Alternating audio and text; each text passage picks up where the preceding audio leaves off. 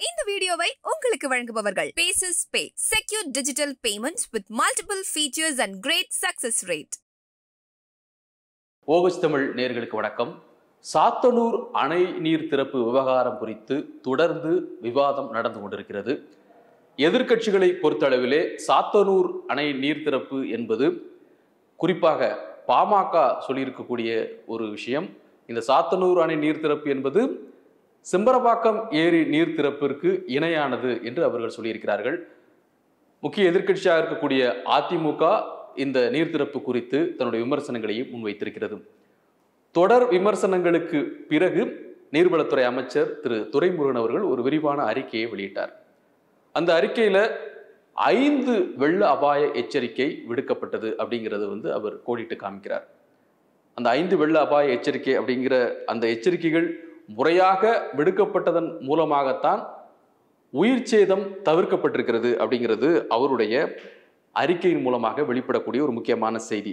அதாவது முன்னறிவிப்பு இல்லாம 1.68 லட்சம் கன அடி நீர் திறக்கப்பட்டது அப்படின்னு சொல்றது பொய். அரசினுடைய ஒரு துரிதமான நடவடிக்கையின் மூலமாகத்தான் உயிர் சேதம் தவிர்க்கப்பட்டிருக்கிறது.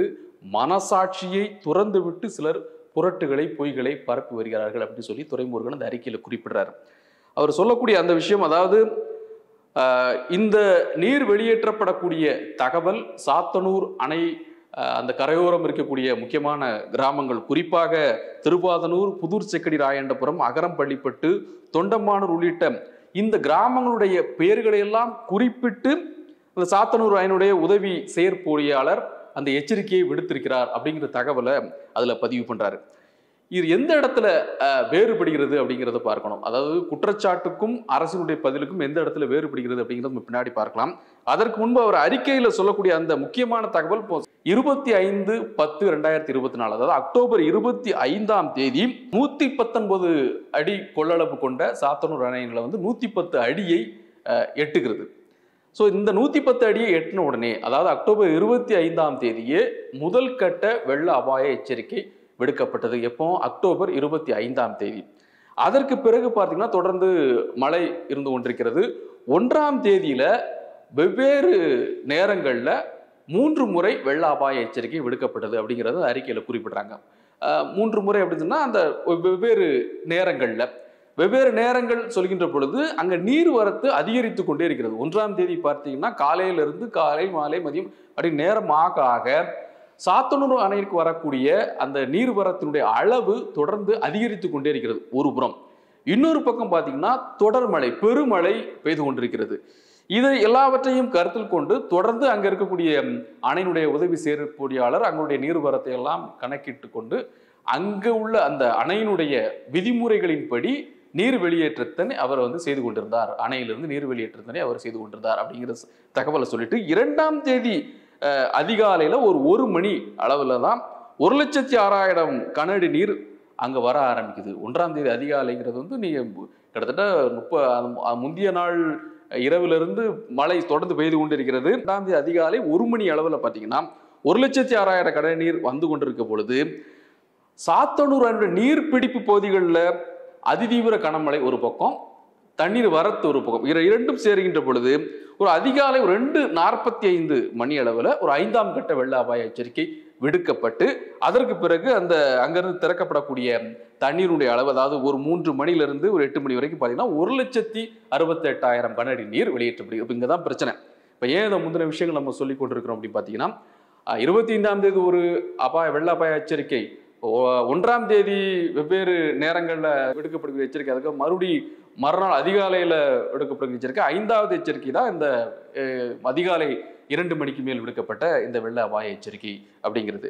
ஸோ அதிக அளவு ஒரு எதிர்பார்க்கப்பட்ட அளவை விடவும் அந்த நீர்வரத்து அதிகமாகிறது, மழையும் பெய்து கொண்டிருக்கனால அணையினுடைய பாதுகாப்பை கருதி அப்போ அங்கே வெளியேற்றக்கூடிய நீரின் அளவு அதிகரிக்கப்பட்டது. அதனால 1,68,000 கன அடி.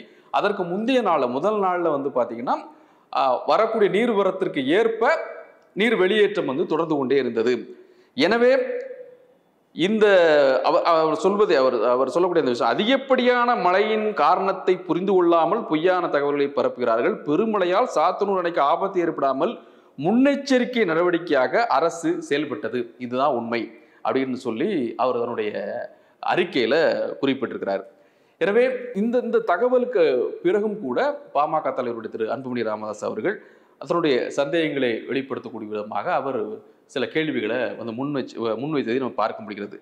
அவர் வைக்கக்கூடிய அந்த ஒட்டுமொத்த கேள்விகளுடைய சாராம்சம் என்ன அப்படின்னு பார்த்தீங்கன்னா, ஏற்கனவே மழை பெய்து கொண்டிருக்கிறது, நீர்வரத்து படிப்படியாக அதிகரித்து கொண்டே இருக்கிறது. அப்ப அணைக்கு நீர்வரத்து அதிகரித்து கொண்டிருக்கின்ற பொழுது, அணையினுடைய நீர்பிடிப்பு பகுதிகளில் மழை பெய்து கொண்டிருக்கின்ற பொழுது நீர் வெளியேற்றத்தினை அப்போதிருந்தே நீங்கள் அதிகரித்திருக்க வேண்டும் அல்லவா?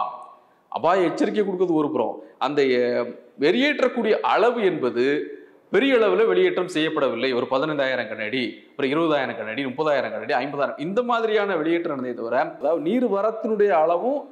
நீர்வரத்தினுடைய அளவை காட்டிலும் வெளியேற்றப்படக்கூடிய நீரின் அளவு சுருக்கமாக சொல்லலாம் அப்படித்தான். நான் பேசுறதுல கண்ணாடி கொஞ்சம் முன்னப்பட இருக்கலாம். ஆனால் அவர்கள் சொல்லக்கூடிய முக்கியமான விஷயம், நீர் வரக்கூடிய அளவை தாண்டிலும் வெளியேற்றப்படக்கூடிய நீரின் அளவு குறைவாக இருந்தது அப்படிங்கிறதான் உண்மை. அதே போன்று அதிகாலையில் கொடுக்கப்பட்ட அந்த முன்னறிவிப்பு என்பது, அபாய எச்சரிக்கை என்பது பொதுமக்களுக்கு, அங்க இருக்கக்கூடிய முக்கியமாக அந்த கரையோர பகுதியில் இருக்கக்கூடிய மக்களுக்கு, கிராமங்களுக்கு, கள்ளக்குறிச்சி உள்ளிட்ட அந்த 4 மாவட்ட மக்களுக்கு சரியாக அது போய் சேரலை. ஏன்னா அதிகாலை நேரம் அதை கொடுத்து உடனே இன்னும் சொல்லப்போனால் திறந்து விடப்பட்ட பிறகுதான் அந்த அவர்களுக்கான அந்த 5ஆம் கட்ட வெள்ள அபாய எச்சரிக்கை விடுக்கப்பட்டது என்று அவர் தன்னுடைய அறிக்கையில் குறிப்பிட்டார். எனவே இதுல முக்கியமாக பார்க்க வேண்டிய ஒன்றாக இருப்பது, நான் முன்பே சொன்னது போல, அவர்கள் சொல்லக்கூடிய அந்த வெளியேற்றப்பட்ட நீரின் அளவிற்கும் அரசு சொல்லக்கூடிய வெளியேற்றப்பட்ட நீரின் அளவிற்கும் இவர்கள் சொல்வதற்கும் ஒரு வித்தியாசம் இருக்கிறது. இன்னொன்று, அவர்கள் ஒரு விஷயத்தை குறிப்பிட்டு சொல்கிறார்கள்,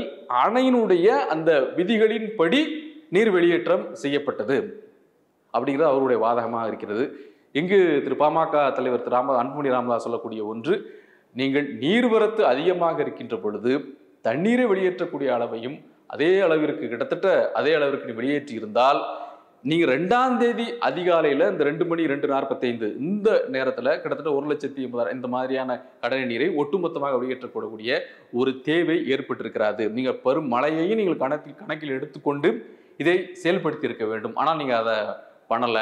அதை பண்ணாதனால அந்த முன்னறிவிப்பு என்பது சரியான முறையில் அதிகாலை நேரத்தில் போய் சேராதனால அதை எதிர்பார்க்காத வெள்ளத்தினை அந்த கிராம மக்கள் சந்தித்ததன் மூலமாக அவர்கள் உயிர்களை காப்பாற்றி கொண்டார்கள். ஆனால் உடைமைகளை அவர்கள் பெருமளவு இழந்திருக்கிறார்கள். அது கால்நடை ஆகட்டும் அல்லது வீட்டில் இருக்கக்கூடிய பொருட்களாகட்டும், இந்த பொருட்களை எல்லாம் அவர்கள் இழந்திருக்கிறார்கள் என்று ஒரு பார்வையினை அவர் முன்வைத்திருக்கிறார். எனவே எப்போதுமே இது போன்ற ஒரு இயற்கை பேரிடருடைய காலகட்டத்தில் இது போன்ற விமர்சனங்கள் தொடர்ந்து வந்து கொண்டே இருக்கிறது. இன்னும் கூட பாதுகாப்பு சம்பந்தமான இந்த விஷயங்கள் இன்னும் வெளிப்படையாக இருக்க வேண்டும். அது ஒரு சாதக பாதகங்கள் அதிக அளவில் இருக்கக்கூடிய, இன்னும் சொல்லப்போனால் உயிர் சேதம், பொருள் சேதம் உள்ளிட்ட பல்வேறு பாதிப்புகள் ஏற்படுத்தக்கூடிய இந்த காலகட்டங்களில் ஒரு வெளிப்படையான ஒரு செயல்பாடு இருக்க வேண்டும். சந்தேகத்திற்கு இடமில்லாமல், உண்மையிலேயே இது ஒரு அரசியல் ரீதியான ஒரு குற்றச்சாட்டு என்று சொன்னால் நிச்சயம் அதை நாம் புறந்தள்ளி விடலாம். ஏன்னா சந்தேகத்திற்கு இடமில்லாமல் வெளிப்படைத்தன்மையோடு இது போன்ற விஷயங்கள் இருக்க வேண்டும் என்பதுதான் நம்முடைய விருப்பம். மீண்டும் சந்திப்போம். நன்றி, வணக்கம். இந்த வீடியோ உங்களுக்கு பிடிச்சிருந்தா லைக் பண்ணுங்க, ஷேர் பண்ணுங்க, கமெண்ட் பண்ணுங்க. மறக்காம OH தமிழ் சேனலுக்கு சப்ஸ்கிரைப் பண்ணுங்க.